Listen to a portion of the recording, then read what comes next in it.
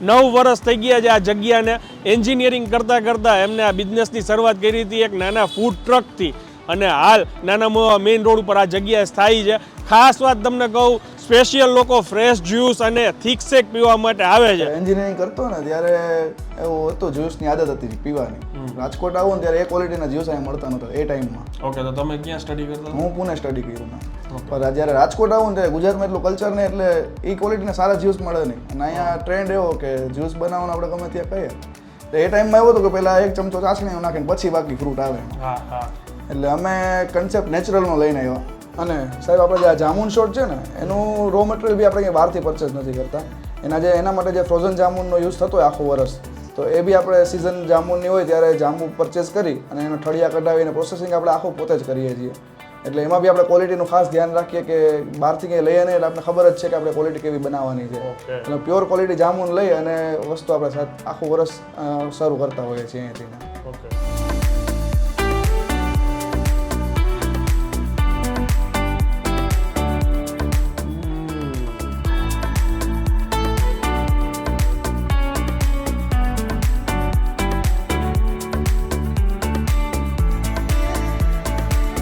જે લોકો પોતાના શોખને કામમાં પરિવર્તન કરે નહીં, હંમેશા સક્સેસ જાય છે.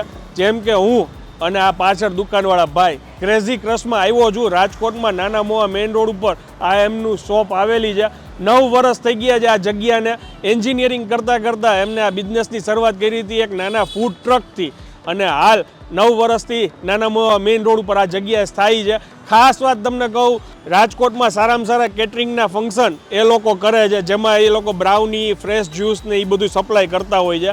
અને અહીંયા સ્પેશિયલ લોકો ફ્રેશ જ્યુસ અને થિક શેક પીવા માટે આવે છે. પ્રોડક્ટની વાત કરીએ તો સ્મૂધી, શોર્ટ્સ, ફાસ્ટ ફૂડમાં મેગી, સેન્ડવિચ આવું બધી જ વસ્તુઓ આ જગ્યા ઉપર મળે છે. પણ સ્પેશિયલી હું એમ કહીશ કે આ જગ્યાએ એકવાર તમે થિક શેક અથવા ફ્રેશ જ્યુસ પી જશો તો રિપીટ તમારે અહીંયા આવવું જ પડશે.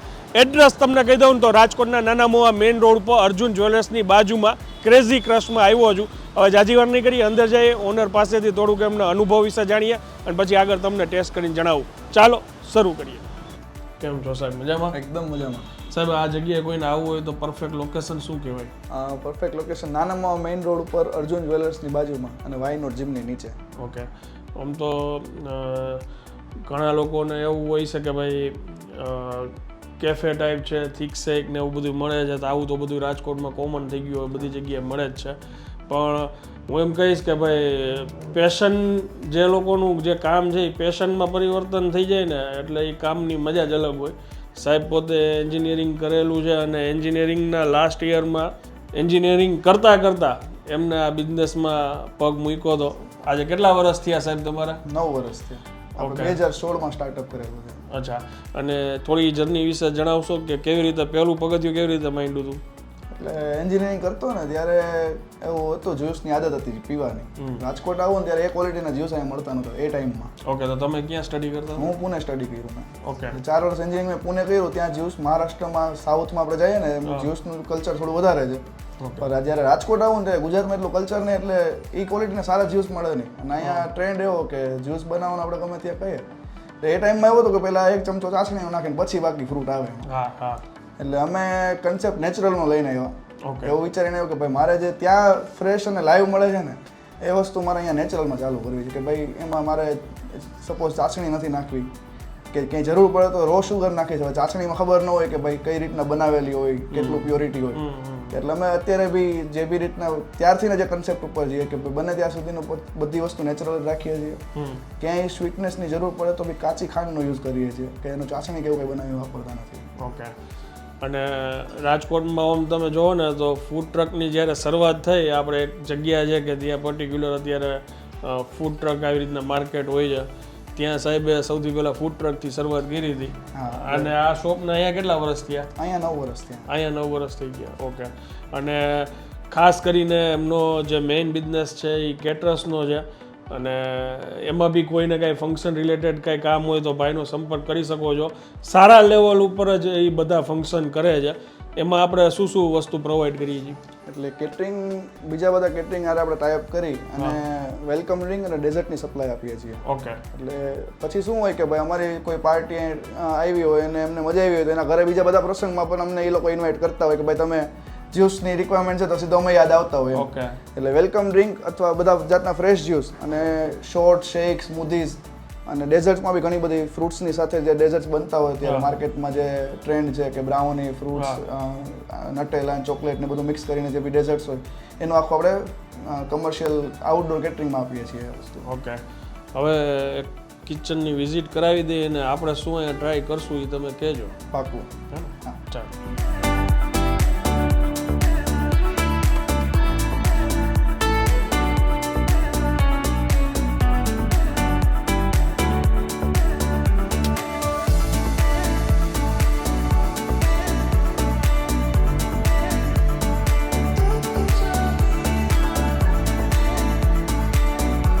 હમણાં મને વાત કરતા હતા કે આજુબાજુમાં હોસ્પિટલ છે તો આપણે શેક ને જ્યુસ ને કાંઈ બી લેવા આવે તો ફ્રેશ જ્યુસમાં આપણે બને ત્યાં સુધી બરફ પીનાનું કે એવું દેવાની. સપોઝ કોઈ આવીને એમ કે ભાઈ પેશન્ટ માટે જોઈએ છે તો એને 100% નેચરલ, બધા માટે નેચરલ જ બનાવી પડે. એમાં આપણે બરફ બી ઉપરથી એડ ન કરીએ અને ખાંડ બી એડ ન કરીએ. એ રીતના બી આપણે પેશન્ટનું ધ્યાન રાખીને જ્યુસ બનાવી આપીએ. બરાબર. અને એક વસ્તુ એકદમ અલગ મેં જોઈ, બોબાનો જમાનો તો અત્યારે બહુ આવી ગયો છે. બોબા ટી તમે પીધી છે, શેક પીધા છે, જ્યુસ પીધા છે. અહીંયા છે ને દરેક જ્યુસ ટૂંકમાં ફ્રેશ જ્યુસની અંદર આ બોબા ઓપ્શન આપીએ છીએ આપણે કે કોઈને બોબાની સાથે જ્યુસ પીવો હોય તો અલગ અલગ ફ્લેવર્સના બોબા આપણે અવેલેબલ રાખ્યા હોય કે જે બી ફ્લેવર્સની ચોઈસ હોય એ પ્રમાણે બોબાની સાથે આપણે બધા જ્યુસમાં ઓપ્શન્સ આપીએ છીએ. સાથે જામુન શોર્ટ્સ રાખેલા છે, એક ફ્રિક શેક છે, એક થિક શેક છે. થિક શેકમાં ફેરેરો છે. આ કયો છે? મિક્સ બેરીઝ, મોન્સ્ટર બેરી, આપણે એનું નામ મોન્સ્ટર બેરીઝ આપેલું છે. ઓકે. અને આ પાઇનેપલ જ્યુસમાં બ્લુબેરી બોબાઝ એડ કરેલા. બ્લુબેરી બોબાઝ. ઓકે. અને જનરલી કોઈ બી સ્ટુડન્ટ્સ કે ફ્રેન્ડ્સ આવતા હોય તો ફાસ્ટ ફૂડનું બી મેન્યુ અવેલેબલ છે. અહીંયા તમે જોઈ શકો ડિસ્પ્લેમાં. મેગી છે, સેન્ડવિચીસ છે, આવું બધું છે. બરાબર ને? પણ જનરલી હું એમ કહીશ કે તમે 100% અહીંયા ફ્રેશ જ્યુસ, થિક શેક માટે ખાસ આવજો. એમના માટે આ જગ્યા ખાસી ફેમસ છે. અને સાહેબ તમે આ નવરાત્રિની હમણાં વાત કરતા શું ઓફર રાખેલી છે? અમે છે ને 99 દિવસ પર્ટિક્યુલર એક શેક એવી રીતના આપશું કે ભાઈ આજે એક શેક છે, આવતીકાલે નવો ફ્લેવર આપશું. એવી રીતના શેક ઓફ ધ ડે કરીને આપણે 99 રૂપીઝમાં શેક 99 દિવસ ઓફર આપશું. એક શેક જે તે પર્ટિક્યુલર ડેઝનો શેક આપણે 99 રૂપીઝમાં સર્વ કરીએ. એટલે લોકો બી એન્જોય કરી શકે અને નવરાત્રિનો થાક પણ ઉતારી શકે. એટલે એમાં આ ક્વોન્ટિટી આ જે છે એ જ આવશે એમાં? હા, સેમ ક્વોન્ટિટી, સેમ વસ્તુ. 99 રૂપીસ થશે તો એવું નહીં કે ક્વોલિટીમાં અને ક્વોન્ટિટીમાં કાંઈ જ ફેર નહીં. આપણે જે રેગ્યુલર વસ્તુ છે એ જ વસ્તુ આપણે 99 માં આપશે. ગુડ. હવે આમ તો જનરલી બધી વસ્તુઓ ડિફરન્ટ છે પણ સૌથી પ્રિય આપણો જે થિક શેક ને એમાંય ફેરેરો છે એટલે આપણે એ પહેલાં ટ્રાય કરીએ.